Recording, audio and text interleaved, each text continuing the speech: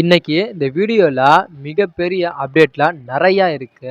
Video பார்க்குற நண்பர்கள் வீடியோவ skip பண்ணாம பாருங்க. அப்பதான் நான் என்ன சொல்ல வரேனோ அந்த விஷயம் உங்களுக்கு கரெக்ட்டா போய் சேரும். வாங்க வீடியோக்குள்ள போகலாம்.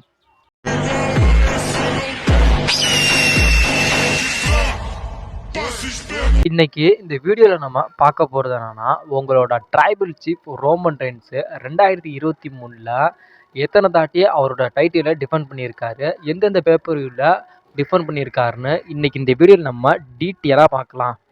ஃபர்ஸ்ட்டா 2023 ராயல் ரம்பிள்ல ரோமன் ரெயின்ஸ் விசஸ் கெவின் ஓவன்ஸுக்கான ஒரு யுனிவர்சல் சாம்பியன்ஷிப் மேட்ச் 2023 ராயல் ரம்பிள்ல நடந்துச்சு. அதுக்கப்புறம் எலிமினேஷன் சேம்பர்ல ரோமன் ரெயின்ஸ் விசஸ் சேமி ஜெயினுக்கான யுனிவர்சல் சாம்பியன்ஷிப் மேட்ச் எலிமினேஷன் சேம்பர்ல நடந்துச்சு. அதுக்கப்புறம் ரெசல்மேனியால ரோமன் ரெயின்ஸ் விசஸ் கோடிக்கான undisputed universal championship match WrestleMania ஹாலிவுட்ல நடந்துச்சு. அதுக்கப்புறம் ரோமன் ரெயின்ஸ் விசஸ் ஜே உசோவுக்கான undisputed universal championship match night of championship மேட்ச்ல நடந்துச்சு.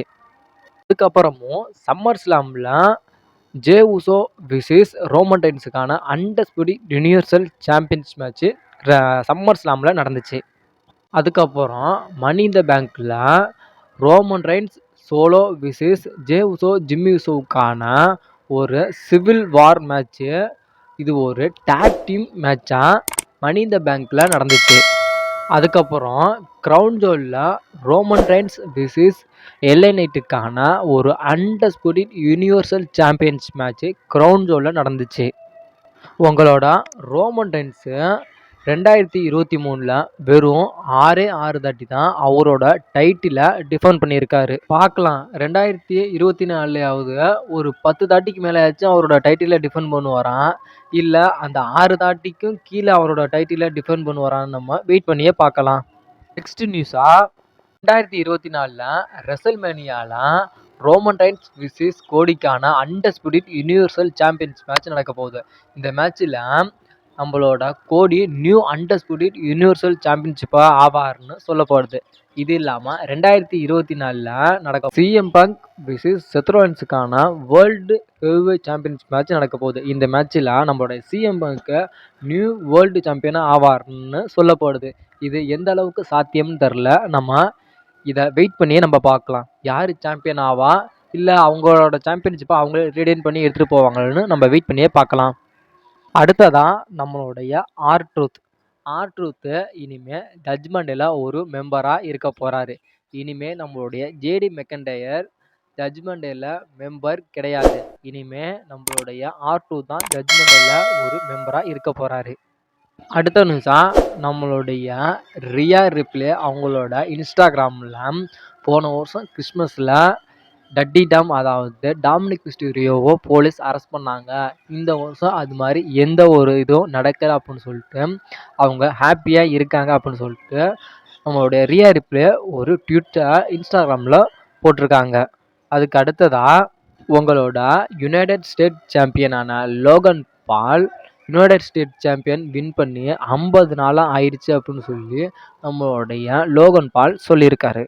நெக்ஸ்ட் நியூஸாக உங்களோட tribal chief Roman Reigns 2020 December மந்தில் பேரன் கார்பன் விசஸ் ரோமன் ரெயின்ஸ்க்கான ஒரு சிங்கிள்ஸ் மேட்ச் நடந்திருக்கும். அப்போ தான் நம்மளுடைய ரோமன் ரெயின்ஸு பேரன் கார்பன்ட்ட பின்னானார். அதுக்கப்புறம் இப்போ வரைக்கும் ரோமன் ரெயின்ஸு 3 வருஷமாக எந்த ஒரு சிங்கிள்ஸ் மேட்ச்சில் மோதியும் ரோமன் ரெயின்ஸு பின்னாவே கிடையாது. நெக்ஸ்ட் நியூஸாக நெக்ஸ்ட் மந்த், அதாவது 2024ல் நடக்க போகிற எலிமினேஷன் சேம்பருக்கு உங்களுடைய ராக்கு வரப்போகிறது 100% உறுதியாயிருச்சு. வந்து மேட்ச் பண்ணுவாரா, இல்லை ஒரு அப்பியரன்ஸ் மட்டும்தான் கொடுப்பாரா அப்படின்னு நம்ம வெயிட் பண்ணியே பார்க்கலாம். நெக்ஸ்ட் நியூஸாக டே 1ல் சிஎம் பங்க் விசஸ் டாமினிக் மிஸ்டீரியோவுக்கான ஒரு சிங்கிள்ஸ் மேட்சை WWE கன்ஃபார்ம் பண்ணுவாங்களான்னு வெயிட் பண்ணி இருக்கலாம். ஏன்னா 2023ல் நடக்க போகிற, அதாவது டிசம்பர் 30 நடக்க போகிற லைவ் ஈவெண்ட்டில் சிஎம் பங்க் விசஸ் டாமினிக் மிஸ்டீரியோவுக்கான ஒரு சிங்கிள்ஸ் மேட்சை WWE கன்ஃபார்ம் பண்ணியிருக்காங்க. அதோட ரீமேட்சாக சிஎம் பங்க் WWEக்கு ரிட்டர்ன் வந்து ஃபர்ஸ்ட்டு மேட்ச் விளையாட போறோம். அதாவது லைவ் ஈவென்ட்ல சிஎம் பங்க்கும் நம்ம டாமினிக் மிஸ்டீரியோவும் விளையாட போறாங்க. இந்த மேட்ச்சு விளையாண்டாலும் ஆடியன்ஸ் அதிகம் தெரியாது. அதனால இந்த மேட்ச்ச டே 1ல எதுவும் கன்ஃபார்ம் பண்ணாங்கன்னா, ஆடியன்ஸ் எல்லாமும் அதிகமாவும் பார்ப்பாங்க. இத வெயிட் பண்ணி பார்ப்போம். டே 1ல எதுவும் வைக்கிறாங்களான்னு. நெக்ஸ்ட் நியூஸா நம்மளுடைய சார்லஸ் பிளேயருக்கு இன்ஜூரி ஆனதுனால 2024 நடக்க போற ராயல் ரம்பிளையும் மிஸ் பண்ண போறாங்க. அதே மாதிரியே ரெசல்மேனியாவும் மிஸ் பண்ண போறாங்க. நெக்ஸ்ட் நியூஸா நம்மளுடைய பிரான் ஸ்ட்ரோமன் வந்து இன்ஜூரியிலேருந்து இப்போ தான் க்யூர் ஆகிட்டு வராராம். டாக்டர் கன்சல்ட் படி டாக்டர் எப்போ ஃபுல்லாக க்யூர் ஆகிட்டுன்னு சொல்கிறாரோ அப்போ நான் டபிள்யூக்கு ரிட்டர்ன் வருவேன் அப்படின்னு சொல்கிறாரு. அதுக்கப்புறம் நம்மளுடைய கும்தர் வந்து ரெசல்மேனியா 40ல் நான் பிராக் லெஸ்னரை சேலஞ்ச் பண்ணுறேன், பிராக் லெஸ்னருக்கும் எனக்கும் ஒரு மேட்ச் வேணும் அப்படின்னு சொல்லிட்டு நம்மளுடைய கும்தர் இப்போ ஒரு பிக்கெஸ்ட் அனௌன்ஸ்மெண்ட்டாக சொல்லியிருக்காரு. நெக்ஸ்ட் நியூஸாக உங்களோட வைப்பர் ரேண்டி ஓர்டனோட தீம் மியூசிக்கை சேஞ்ச் பண்ணலாமா அப்படின்னு டபிள்யூ ஒரு டிஸ்கஷனில் இருக்காங்களா. அதாவது நம்மளுடைய இப்போ வைப்பர் ரேண்டி ஓர்டன் வர்றப்போ ஒரு மியூசிக் வர்றதா, அந்த மியூசிக்கை கொஞ்சம் லைட்டாக சேஞ்ச் பண்ணலாம் அப்படின்னு சொல்லிட்டு டபிள்யூ ஒரு முடிவில் இருக்காங்களாம். லாஸ்ட் அண்ட் ஃபைனல் அப்டேட்டாக உங்களோட மெயின் ஈவெண்ட் ஜே ஊசோ ஸ்மாக்டவுனுக்கு திரும்பியும் வரப்போகிறாராம். ஏன் சொல்கிறேன்னா ரெசல்மேனியா 40ல் நம்மளுடைய J Uso விசிஸ் Jimmy ஊசோவுக்கான brother விசிஸ் brother match WrestleMania 40ல் நடக்க போகுது. இதுக்கப்புறம் நம்மளுடைய ஜே ஊசோ திரும்பி பிளட் லைன்லேயே ஜாயின் ஆக போகிறாராம். ஏன்னா இப்போ ரால நம்மளுடைய ஜே இருக்கார். ஜேக்கு ரால எந்த ஒரு ஸ்டோரி லைனுமே கிடையாதான்.